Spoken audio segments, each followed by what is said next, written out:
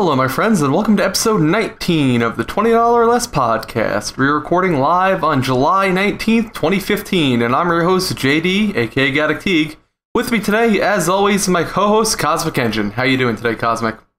Hello, I'm alright, yeah. Kind of a delayed reaction there, but I'll take it. It's kind of one of those days, hot summer days, nothing going on, really. Oh, yeah? It's been like 100 degrees for like 3 weeks. Yeah, it's not like, that hot. Yeah. Not that hot here, but it's just humid as hell, man. The humidity is really what brings you down. I'll take like a 100-degree day if there's zero humidity, but I don't know, when you get in 60, 70-degree humidity, you're just like, rain already, Jesus. So, what have you been playing video game-wise this week? Oh, I've been playing a few things. I got the chance to interview Creative Assembly this week about Total War Warhammer. So that got me in the mood to play Total War Rome 2. So I've been playing like a campaign of that, and I downloaded like the 300 reskin for the Spartans, which increases their roster and gives it like makes them look like the 300 from the film. So I've been playing like a campaign with Sparta, which is pretty awesome because I love Sparta. That's pretty neat. Are you a big Total War fan? Yeah, I've always played Total War games. Like I think I've played every single one. What's your favorite one? What's the best one so far? I liked Shogun 2, but I think the original Rome Total War was and medieval Total War 2 were the best ones, I think. Right. Yeah, I don't know. It's just too much going on in those games for me. I'm bad at micro and I'm bad at macro, so RTS games have never been my strongest suit, and those are probably like the biggest micro and macro ones out there. I think. So much going on in those games. But apart from that, what else have we played? I've been playing Gilded Engineering, which came out this week on Tuesday.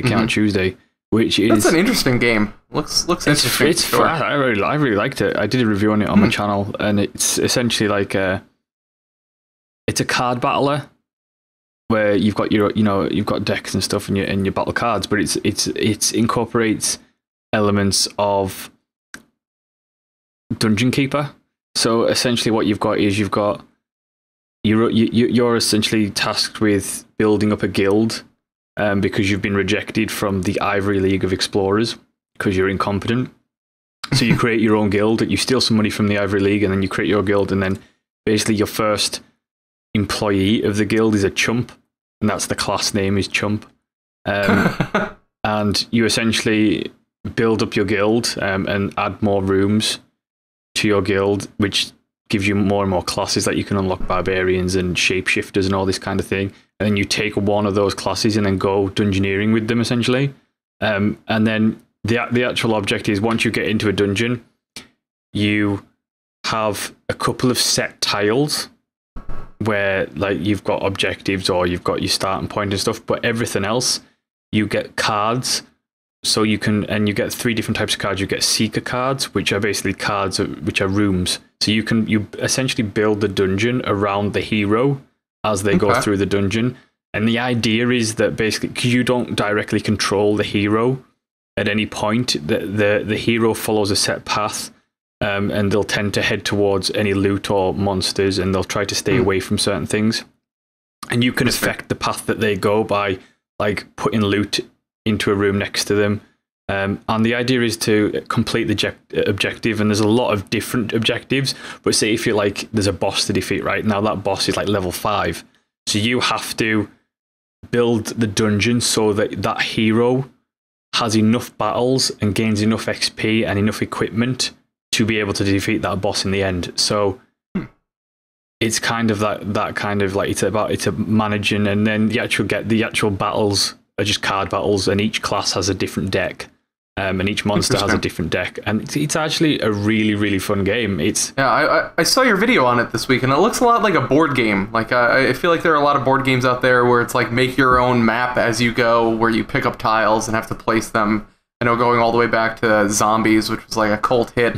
I think that really started that idea of building your own. And then this it kind of sounds like Dungeon Master to me, like Dungeon Master from the other end of it, sort of, where you're playing the hero and not the villain. and you have to get through the dungeon. So that sounds like a pretty neat game. How much is it? It's like what's it go for, $15, something like that. Okay, so, that's like nothing. I might have to check that one out. It's actually really good. Like, there's quite a bit of content in there. I mean, you can tell that the UI. I think the biggest problem I had with the game was the UI, because the UI is basically designed for an easy mobile port, because obviously they want to go mobile with it, because it's a game that would do well on mobile devices. And with that comes a touchscreen UI that sometimes is unresponsive, which really irritated me. And it's not like a Twitch game or anything, so it's not like missing a click means anything, because it doesn't. But just because it's one of those things that just gets irritating after a while when you're pressing the same button. And yeah, is it on iOS or anything yet? Yeah, or but that's where they're heading with it. Yeah. Okay. I think that's where a lot of games are going these days, especially the card battlers after Hearthstone. Man, there's like 1,000 different card battle games on iOS and Android. I think the most good thing about the game is the best thing about the game is the humor in the game, which is hilarious because it's actually got a narrator who sings in poem. Could be interesting. Which basically, he comments. It's not like Bastion's narrator that comments on everything that you do, but it's a narrator. But essentially, he narrates the major points. So if you get someone killed in a dungeon because it's got permadeath, then he'll do a poem after you return to your guild, and with hilariousness. It's pretty. So is there like roguelike elements in it too? If there's permadeath, there's like a persistent kind of there's a graveyard level up and everything. system and things like if that. You lose someone, they're gone. But you should check it out because that's pretty interesting. That's a pretty fun game. And I think the only other thing I played this week was probably the Red Solstice, which I think I've mentioned before. I think so. I did a review on that, and that's just. That game looks really cool and kind of came out of nowhere. It looks a lot, as you mentioned in your video, like a Warcraft 3 mod, like a zombie mod, and I played a lot of those, and those are pretty cool. And I think that it's like 8-player co-op too, right? There's large scale games. I think there's definitely a market for more large scale co-op that isn't an MMO. Right now, if you want to do like 8 players, you should basically be raiding in WoW. Like that's like the thing you do if you want a cooperative experience for a lot of people. So I think that there's definitely a market for some larger games like that. It's a good game. I think it just needs a bit more of a community to get matches and stuff, but pretty good. Yeah, I'll have to check that out. So this week I've fallen down a deep rabbit hole of Rocket League. This is a game that's getting a ton of hype from all sorts of different media outlets. Players are really getting into this. Even MLG is looking into the possibility of esports for this game. And this is a game that didn't launch with some kind of giant esports plan like a lot of AAA games. This is a game that I think is naturally getting a response from players. And it's a lot of fun. Rocket League is basically Demo Derby plus soccer, or football as you would probably call it, but actually it's soccer. It is a lot of fun. Your car is equipped with rockets, so you're able to jump and do backflips. You can double jump while you're in the air. You can actually fly. There's an ability where if you get in the air and you have to pitch your car in the air basically, so you can do all sorts of flips, and that's how you do shots. So you can do like a bicycle kick if you jump up and then you flip your car over. But if you angle yourself right, you can just basically fly in the air and do all sorts of crazy tricks. This game is a blast. I've streamed it a lot this weekend. That's really all I could say about it. I mean, check this game out. If you play it, you'll love it. I think that there's a hecticness and a chaos in this game that I think makes every player feel like they can play the game. I don't think that there's, or at least there hasn't been like this community where, the players who've been playing already, they know basically how to play the game and they take over every game, and every game's like a 7-0 blowout. I've had mostly close games, far more than I've had blowouts, so still definitely time to check this game out. And it's frenetic. The ball bounces and you could be, oh yes, we just scored, and then all of a sudden 2 seconds later the other team's right down the other end scoring. What platform is that on?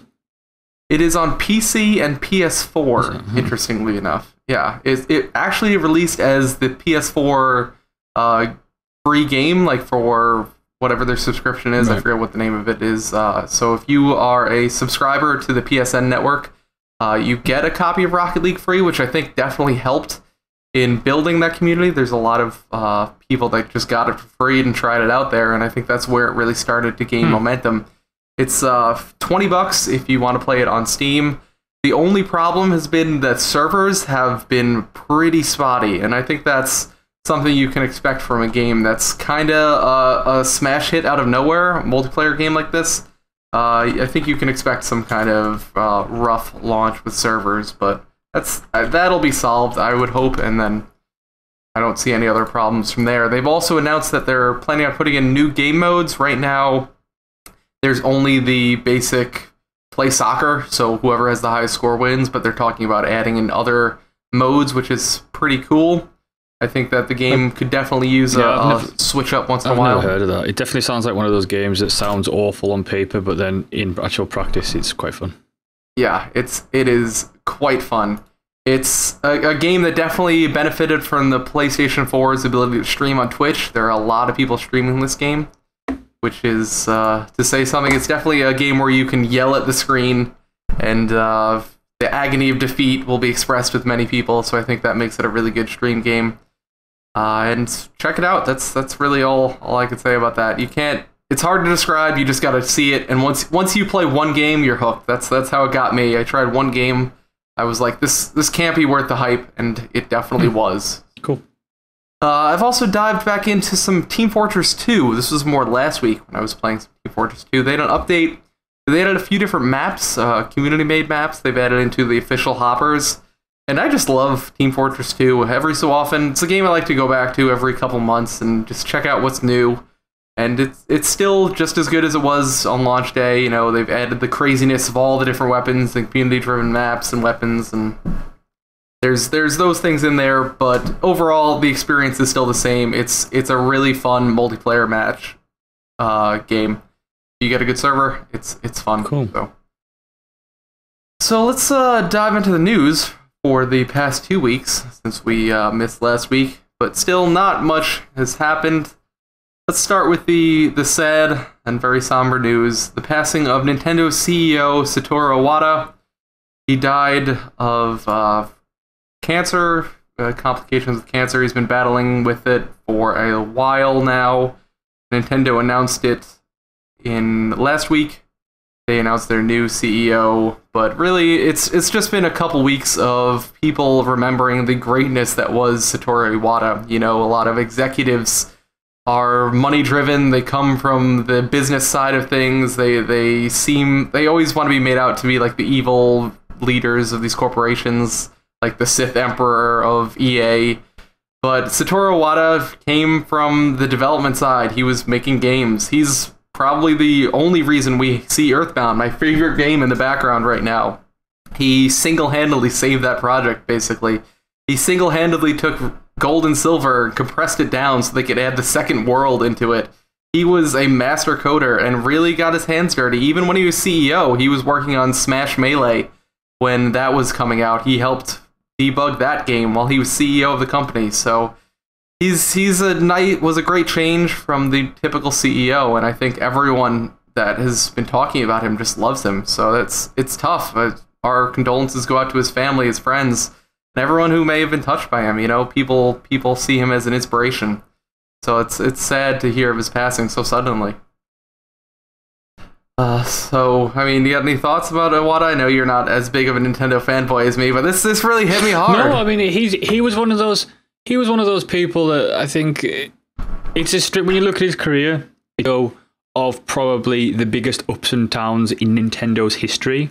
Mm-hmm. I mean, if you look at the consoles that he launched as CEO of Nintendo, he saw the N64, he saw the Wii U, he saw the Wii, and he saw like the high points of the Wii and then the low points of the Wii U. There was so many things, and what I liked about him, I think, even though I didn't like Nintendo because of various things that weren't necessarily his fault, it was more of the products weren't for me.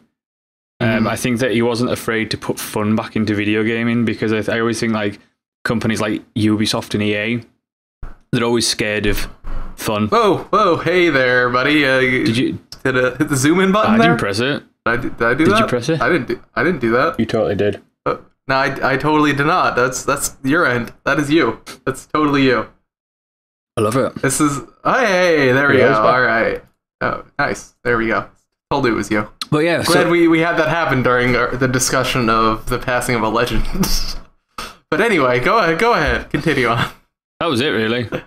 Oh, all right. But yeah, no, he was one of those things, like, you know, EA and Ubisoft and stuff, they don't like... They try to be all serious all the time.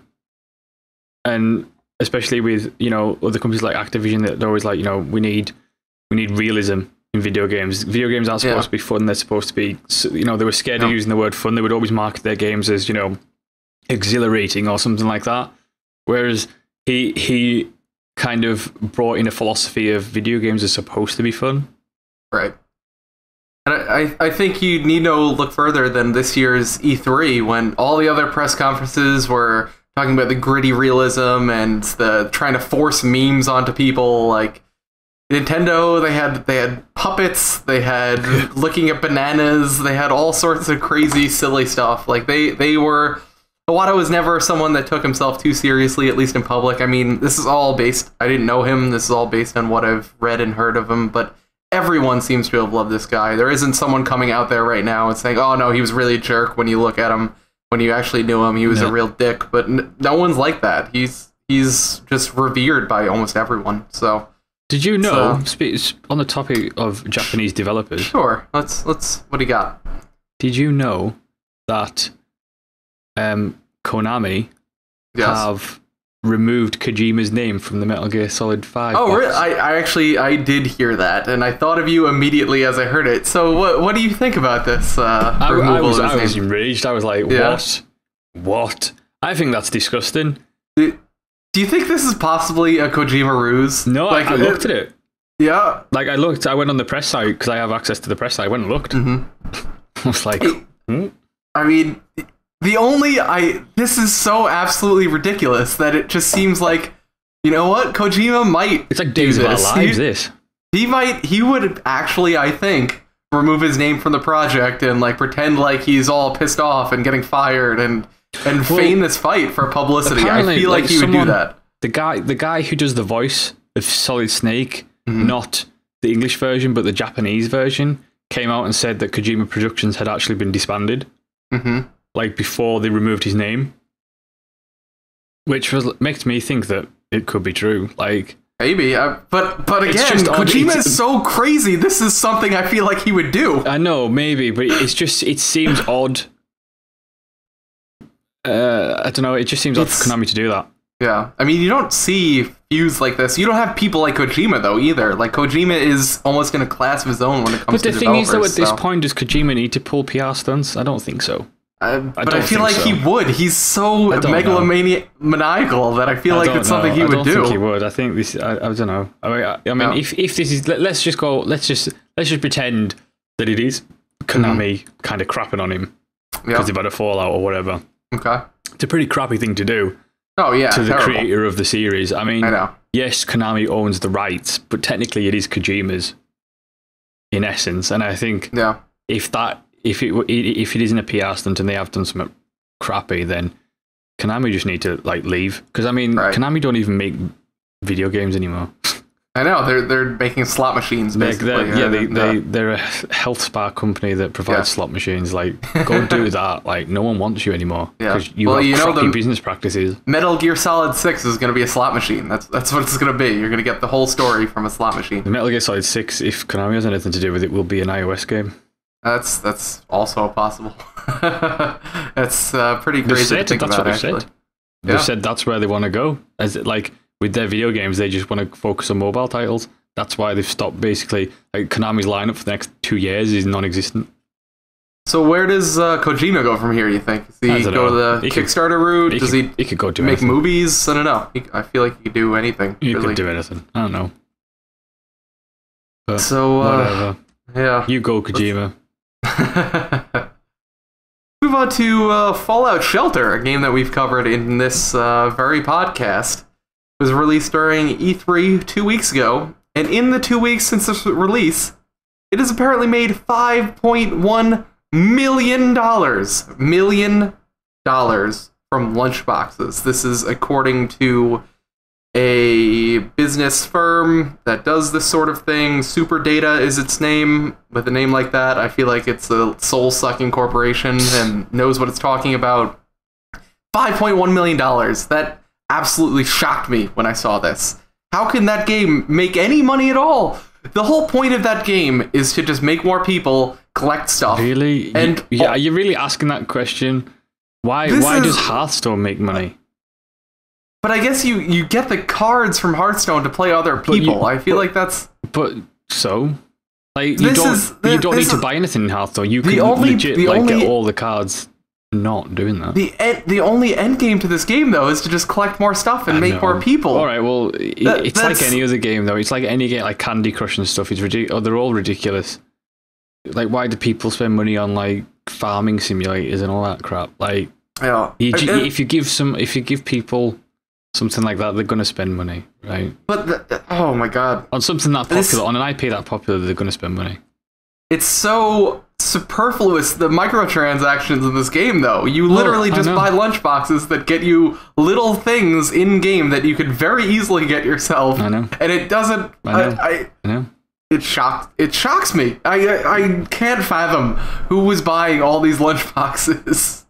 But you tell me you never bought one. I did not buy a single one. I bought one. You get them for, like, doing things you do anyway. It's like collect 50 electricity and you get a lunchbox. Yeah. I don't know. It's that easy. It's just one of just people. Are you telling me you bought lunchboxes? I did. Yeah. What? I bought one. What? I bought like a one of those. Like, why? Because I just wanted to see what was in it. What? Oh my god. I mean, the good side of this, I guess, is if you look at this and you say they made $5 million on what was supposed to be a marketing thing. They really weren't planning on making any money on this at all. This was just supposed to be viral marketing. And they put in the most superfluous and non-essential microtransactions, and they made $5.1 million. Yeah. So any company that's saying, oh, we need to put in these free-to-play hooks that require you to pay money to keep playing, like... I guess, but then again, if you do it right, you're asking the question: why do people do this? Why do people give money to streamers to open packs on Hearthstone because they're not getting any of it? That is absolutely ridiculous. Do you know what I mean? That is pretty crazy. Why do people waste their money? Because people waste their money. That's what people do. Yeah, I guess. I guess. I don't know, man. This was pretty absolutely ridiculous. Now I bet you we see like a Fallout Shelter 2 or some big paid expansion to this game or something like that. I'll buy it. Of course you will, because you're crazy. It's your Fallout fanboy with your Nuka-Cola poster. I love my Nuka-Cola poster. Don't diss the Nuka-Cola poster. It's awesome. It's an awesome poster. So let's move on, talking about paid DLC, to some unpaid DLC. Street Fighter V was announced with I think it's PS4 exclusive, but it may be console exclusive. It's some craziness going on with Street Fighter V. But they've announced that all post-launch updates and characters will be able to be earned in-game for free. So if you want to pay to get the content without doing whatever you have to do in-game to get it, you can. But you will always have the option to earn your extra characters by doing in-game achievements, which I think is a pretty cool idea. And that's very nice from Street Fighter, who has essentially price gouged every single character and update and released 3 separate versions of Street Fighter 4 and really segmented the community that way. It really ruined the community, I think, the online community for those games. So it's neat that a AAA developer would do something like this. What do you think about earning DLC isn't Street Fighter in-game? Capcom? Street Fighter is Capcom. Oh, well, there you go. Like, they have the worst DLC practices ever. They do, which is surprising that they would go this route for a Street Fighter game. It's a little. I always like for that community. It's too little, too late. I think. Yeah, I mean, I think it's really cool though, because with Street Fighter especially, they really love to update. Oh, Street Fighter 4 Ultra, Street Fighter 4 Super, Super Ultra Mega, Mega Ultra Super, different game, and they love to sell those to you for $40. And other fighting games very easily they sell you characters and skins, things like that, for $20 a pop. No problem. If I go and play Mortal Kombat right now, I can go purchase the character packs for $20. But they're deciding to buck that trend here. I don't know why. But they'll do it with the next one. As soon as there's a new Street Fighter, they'll like on disc DLC it again. Yeah, I guess. I mean, I'd want to be hopeful here, and maybe that this is a... Not with Capcom, you can't be. I guess. I mean, maybe they'll release like the gold package or something. You're about as mad as the people who spend money on Fallout Shelter. Hey, you watch your tongue there. Let's keep talking about money here. Let's talk a little bit about PewDiePie. I don't know if you've heard of him before, but if you haven't, I don't think you've been on YouTube in the past 7 years. What are you doing listening to this podcast? And how did you find us? Internet? Yeah. So some Swedish newspaper figured out from tax forms or something in Sweden. This is public in Sweden or something. I don't know how they got it, but they somehow determined that PewDiePie Productions made $7.5 million in 2014 for yelling at a screen and yelling at horror games and other stupid games on YouTube. Lucky bastard. Yeah, what do you think? Does he deserve his $7 million? Because some people seem to think he doesn't. Well, everyone's just jealous. Yeah, right? Everyone is just stupid. If you are like, oh, he doesn't do anything. I'm surprised it took this long for people to figure it out. I know. Because it's not that hard to work out. I'm actually kind of surprised it's only $7.5 million. It's not that hard to figure out. He's more popular than most movie stars. He gets millions of views per video for YouTube, and he only makes $7.5 million. That's like... I actually read an interview with him once that said, this YouTube thing, the YouTube fame scares me. I would be quite happy with just like 5 million subscribers. I'm like, you dick. I know. I would take 1/10 of 10% of what he makes for doing videos online. I'll settle for only 5 million subscribers. Yeah. Brilliant. Yeah. Good job. Yeah. Right. Good job, Felix. I know. And people like to rag on him. I think he does what he does very well. It's not for me. He has his fans, and that's fine. People are allowed to make what they can make for a reason. No, I mean, he makes what, $7 million a year. So what? Yeah. So who cares? Does it affect anyone? No. People do TV series and make more than $7 million. Like bit characters on TV series can make more than $7 million. Who cares? Big enough series. It's just PewDiePie. He just does silly videos on the internet, and they're popular. What do you expect? I think people are just jealous. That's all it is. Definitely, yeah. He doesn't deserve it. Well, why doesn't he deserve it? And I think some people also think about, he does such childish stuff. He just screams at a video screen, And the thing is, most people saying that have never edited a video in their life, right? Because I can guarantee you now, PewDiePie works longer hours than those people do. Oh yeah. Because I had a subscriber once tell me that I don't do anything during the day, and I was like, I can guarantee you, I work longer hours than you do. Yeah. Yep. It takes I know one of PewDie's videos was 17 hours to edit. It took 17 hours to edit. That's a long time. And he releases a video a day. Yeah. So it takes 17 hours to do one video, and he releases one per day. You figure it out. Look, video you figure editing isn't out easy, how to and do it's that. not like you just people. I mean, I know some people do, but you can always tell the people who do because it's not good quality. PewDie's videos are actually good quality, and they're well edited, and that stuff takes a lot of time and effort. Yeah, it is not easy to do. Yep. So it's just they're just jealous. Good for him. Screw them. Yeah. If you're mad at him, why don't you go do it? That's what I say to anyone who tries to criticize these kind of people. If you think it's so easy, why don't you go do it? Go make your $7.5 million. I'm sure you'll be happy with it. And then the final news story I pulled out this week is from GOG, and something that interests me with the Windows 10 release looming. GOG is promising day one compatibility for games downloaded through GOG.com. Obviously, we don't know if that's actually a reality yet, because Windows 10 hasn't been released yet. But I think it's great that GOG is actually looking into this and figuring out how to do it.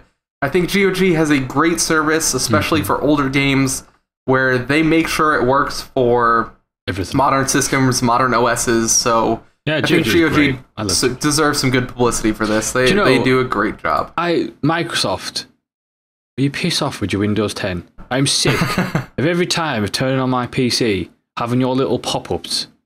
Reserve your Windows 10. No, I don't want to reserve my upgrade. I will upgrade to Windows 10 like a year after it's launched when it actually works. Oh, I'm upgrading day one. I want to get the hell out of Windows 8. No, see, Windows I don't have Windows 8. I've got Windows 7. Okay, yeah. Well, I get a free upgrade to Windows 10 because of how shit Windows 8 is, so I am taking it and getting the hell out of Dodge. I stuck with 7 because I knew, like, Microsoft have this cycle of every other iteration of Windows is good, and then the next one's bad. So, like, if you go back, Vista, like 7, like 8 was terrible, 7 was good. Vista was terrible. XP was good. Yep. Like, and it just goes back like that. And so I just stuck with 7. And 7's fine, but I'm so sick of those bloody pop-ups. Like, every time I turn on my computer, it's like a massive white box. Windows 10. There's nothing you can do to stop it either. I know. I can't turn it off. I get it. Windows 10's coming. Just tell me when it's like the day. When it's good. Tell me. I'll take it when it's good, please. Like, if I don't upgrade, are they going to do this to me until I do? Is that what they're going to do? Yeah. No, I mean, they're probably going to make it even worse as we get closer to release. It's going to be pop-ups every, like, 15 minutes. Like, native advertising in your games. They're going to be all over you. Pop-ups on, like, new tabs will open up on your Chrome when you're surfing. Like, oh, come on. I don't want your Windows 10 upgrade. Shut up. The Windows 10 upgrade is basically malware. Like, they're really, like, putting a virus on everyone's computer with pop-ups. But that'll come out in a couple of years, though. Yeah. That's what it'll be. Sure it will. So that's all I pulled out from the news this week. We also talked about Kojima, which you brought up. You got anything else news-wise? I know we're kind of in the summer slump here. Yeah. Games come soon, though, so we'll have lots soon. Yeah, and actually I hear a lot of people talking about Gamescom. So it's I think bigger a lot than of E3, Gamescom. Yeah, I think a lot of people actually held stuff back from E3 this year. I know there were several big games that, like, so that Japanese companies hold back stuff for their Japanese convention. I can't remember what it's called. TGS. Yeah, and then most people hold back stuff for Gamescom because Gamescom's like bigger than E3 now. Yeah, there were two big games I know Microsoft held back. I think Quantum Break and there's one other one, big Microsoft game that they were talking about. So yeah, I think Gamescom should be fun. Let's move into this week's game of the week here. Really the game of last week. My game of this week is Rocket League, which, lucky for anyone who's hanging out in chat, I'm going to be giving away a free copy of that in a few minutes. Make sure you have Twitter. You will need Twitter for this, but you also need to be in chat right now. So if you need to sign up for Twitter, go ahead and do that right now if you want a chance to win Rocket League. But anyway, this week's game of the week is Amber Throne. Made and, well, developed and published and went through the greenlight system by one Joshua Missile. This is the only game that I can find. There is no website. There's a Twitter you can find linked. You can also purchase it on Steam in the link in the show notes, but that's the only place that you'll be able to find it. This is a classic RPG Maker game. It's an RPG, a JRPG in fact, with turn-based combat and isometric side battle system with turn orders in this RPG-ish. I don't know. It's fine, I guess. It looks like an RPG Maker game. When we first found this game, it was just kind of a slow week 2 weeks ago. And we were like, yeah, this game Amber Throne says it's going to be releasing. It looks fine, I guess. So let's give it a shot. So we did. And I think it's fine. If you're a fan of RPGs and you've already played all the Final Fantasies and Chrono Trigger and all the classic RPGs, yeah, you could do worse, I guess. What do you think, Amber Throne? I like some of it. I hated other bits of it. Yeah, I liked the story was relatively interesting. It was kind of a bit cliche JRPG, which is fine because I like JRPGs. I liked the combat. Like, I liked the stance system where, like, enemies would be in defensive and then you would have to use, like, a skill to break their defensive stance, and then they would change stances, and that kind of, it added a little bit of uniqueness to traditional JRPG turn-based combat. I didn't like the fact that it felt like a mobile port gone wrong. Mm-hmm. Like, the keyboard... What do you mean by that? Well, the keyboard controls were awful. Mm-hmm. So I switched to... It's basically a right-hand, left-hand game, like both on the keyboard. So I used a controller, which is much more better because. Oh, did you get a controller working? I couldn't get a controller working. Yeah. For some reason, it wasn't recognizing the controller being plugged in. Yeah. And I even unplugged my dictation pedal, which is usually the problem when that happens. But yeah, no, I got my controller working first time. It was fine. It didn't change anything. Like it wouldn't change like the button prompts. Yeah, it wouldn't change the button prompts, which is again annoying. I hate stuff like that. I hate the fact that it doesn't support PC resolutions. It's a PC game. Yeah. It doesn't support PC resolutions. Like, I know. And it's an RPG Maker game too. Like, doesn't it do that automatically? I thought that was one of the things that automatically does. The native resolution is a tiny little screen. Yeah. And then you can full screen it, but then it becomes pixely. Yeah. It also doesn't do well with like alt tabbing and stuff once you do full screen it crashed so many times. Yeah, so I just ended up playing it. It's a mess. It's really strange because it's got a good premise story wise. Yeah, which is probably why I got greenlit. Like it's interesting. It's got decent RPG mechanics in there. It's got decent combat in there. They all make for a decent JRPG experience, which I would. It looks fine. Like I don't think the art style is terrible. It's all right. I liked some of it, and then I disliked other bits of it. Like I didn't like how. I liked the painted art style, but I thought that the actual locations and the backgrounds and the levels weren't done well, or like things weren't defined enough that they kind of. But it almost they tried to make it look 3D, but ended up making it look more 2D to the point of where it looked like a straight wall. Right, and especially when they try and do like perspective, or like one area is higher than the other, and you're like the levels weren't done well. Why can't I go there? But the actual character models and stuff were pretty cool. Yeah, some of the enemies I thought looked cool. Like there were some neat enemies. But the biggest problem with it was just the sheer amount of bugs and the resolutions and the controls. Like this is a PC game. I want to play it at 1080p. Right? If you can't make me a game that will play at 1080p in today's games industry, right? Don't bother. Like, and don't get me wrong, it's not a terrible game, but if having to full screen the game means that like everything becomes ugly as crap and pixely, and then usually causes it to break, I don't want to play it. Like the native screen's that small that I had to move closer because it's like you can't see anything. Yeah.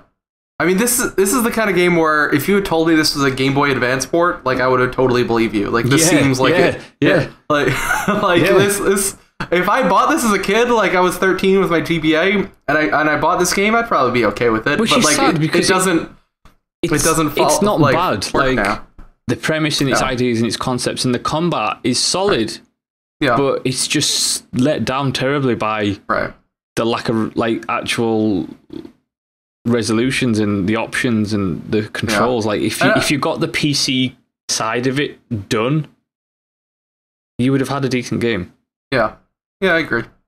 I think a lot of the level design I think could use some work too. Like there's a lot of areas where you're just wandering for endless screens. The level design needs redone. Like I get the idea of the art style that they were going for, like that painted kind of oil pastel kind of thing. But you need to clearly define your levels, and like especially there was levels where you kind of descending down a mountain, and you couldn't tell rock from path. Like it just merged, and it wasn't well designed and well thought out. Yeah, and it also does a thing where if you do die in battle, you have to reload your last save, which I think is something that RPGs have kind of grown out of these days, like some kind of restart system, at least restart from the latest town or something with your upgrades intact. Like I think a game to have you reload saves when you die now. I never mind the reload last save thing. I've never minded that. Really? It's something that really bugs me in the games. Like you can go hours and forget to save because who remembers to save. Oh man, you're a jerk. You're a real jerk. You know that? I tell you what, if I ever made a game, I'd have that in there. I would hate you endlessly. I would rag on that game on this very podcast. I do it to my kids all the time when they play Pokemon. Just shut the DS. What do you just do it for? Just shut the DS. Oh my god, do that. You are a jerk, man. Just shut the DS. And they're like, I mean, I always knew that. Good. Oh my god, you're giving me flashbacks to my parents. I have to save first. I have to get somewhere where I can save. No. I use it. Or the battery's running out. Oh my god. Yeah, they were like they're like, like when I was a kid, like my mum would used to call me for dinner. No, I can't cover. I have to save, and I was probably like 2 hours away from a save point. Yeah. Then you just had to leave the game console on and hope no one touched it. Yeah. Used to do. Yeah. And that would be the worst when you come home from school and like you'd realize that someone had turned it off or unplugged it. And you're like, oh my god! The worst was when the power went out. Yeah. Oh my god. Good times. Yeah, I'd put that in my game. That was interesting. So overall, would you be happy if this is the one game you played this week? Like, do you think it's worth the frugal gamer's money? No, because it's $15, right? It's $15. No. Yes, I had a problem with the price point. $5 exactly. Probably. This is a $5 game. $15 now. Just for the sheer, for the actual annoyance, the annoyance of it with the resolutions and the options and everything. It's not worth $15. And also, I could see this being a game that's constantly up at like 66% off from $15 to $5, and like at that point, I think maybe it's worth it. The thing is, if the developer just fixed that, just went in right now, and just blitzed all that, and just like redid the controls, gave me good resolutions with 1080p and stuff like that, then I'd be happy. But no. Yeah, and also if you're really hurting for an RPG, I know there's not a lot of RPGs coming out this summer. There's tons. Really isn't. Really? Like tactical, like turn-based RPGs like this, like Final Fantasy games? Over the summer, no. Yeah. In fall though. Yeah. Save up your money for fall because you have a treat. Like I actually recently I looked at the lineup of RPGs this week because I like to cover them on my channel. And holy crap, we are in for some treats this fall. Like the new Tales games coming to PC. Okay. And then they're bringing the last Tales game to PC with it, so you can actually buy like 2 Tales games, which is good. Like I love the Tales series. It's I don't awesome. think I ever played them. Oh, the best one was for me was Tales of Vesperia, which was on 360, and that's heard of that. That is one of the best games I've ever played.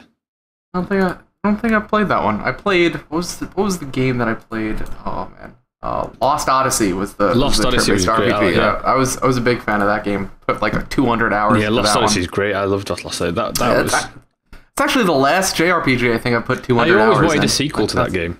Yeah, I was surprised. Like I think people liked that game. They did. They did. It wasn't a massive hit when it launched. I think that was the issue. It took a while, and it was kind of one of those films that releases and it never gets watched at the cinema, but then on DVD becomes like a cult classic. Right. It was like that. But was that a launch game? That wasn't a launch game. Was it? It was close. It wasn't a launch game, but it was close because it was one of the Final Fantasy guys who did that, who set up his own company. Mm-hmm. But yeah, no, like. This fall, there's a lot of RP. Like we've got Fallout 4. Yeah, we've all got all. Which I'm waiting for Fallout 4 to get pushed. I don't think I can't believe that it's going to be. It's been 4 years in development though. Yeah, I guess.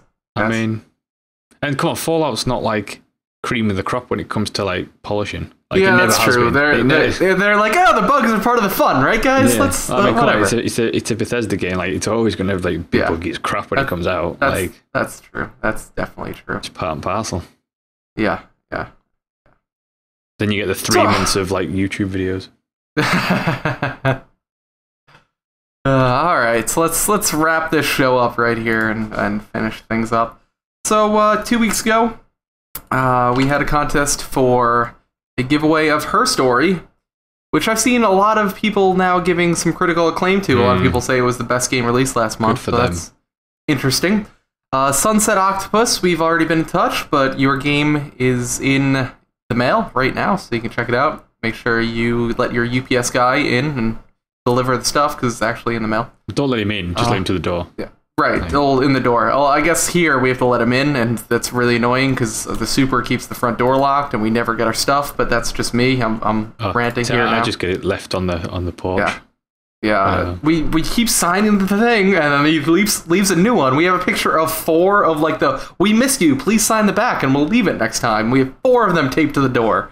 Like, just leave it. It's fine. It's like a water filter. Just whatever. But anyway, all right. So this week we will be giving away a copy of Amber Throne, or if you would prefer, I know not as many people after hearing us discuss Amber Throne may want it. If you like a copy of Rocket League, I will accept that as your your choice. So, oh, and I'm giving away a copy of Rocket League right now to everyone who's in chat. If you want to win a copy of Rocket League, those who are viewing us, go ahead and tweet at 20orLess podcast on Twitter and tell me that you want Rocket League, and then I will give it to you. I'll be checking in about an hour, so you got about an hour to do it.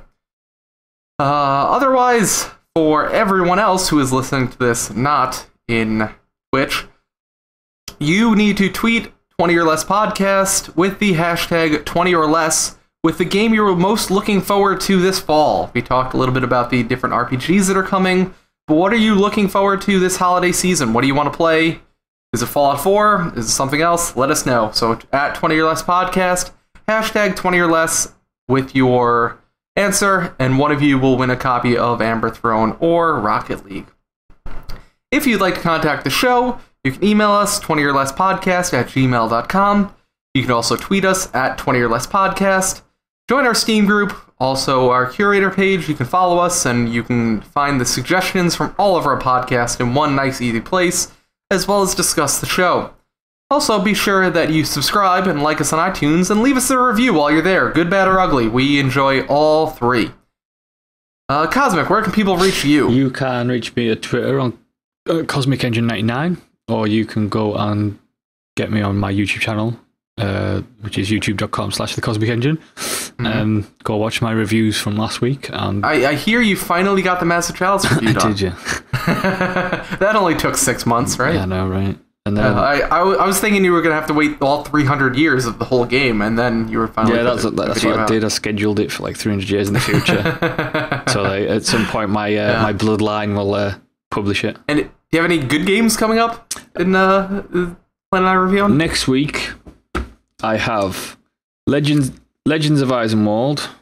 Okay. I have Victor Vran, which is an early access game. You did an early access video on that already, I did, right? and it's coming out next week. So you could watch that right now and prepare. And then it's coming out next week, so I'll be reviewing that on Friday, probably.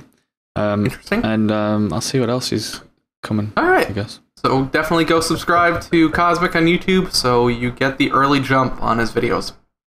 And if you'd like to contact me, you can reach me at Teeg on Twitter. That's one place you can get me. Or you can get me at GaddockTeeg@GaddockGaming.com is the email address. And be sure to email us suggestions you'd like to see us tackle on the show. I think next week we may follow Rebecca's suggestion and check out the game Orlight, which is what she suggested to win the copy of her story. But send us suggestions and we'll be sure to check out games in the future.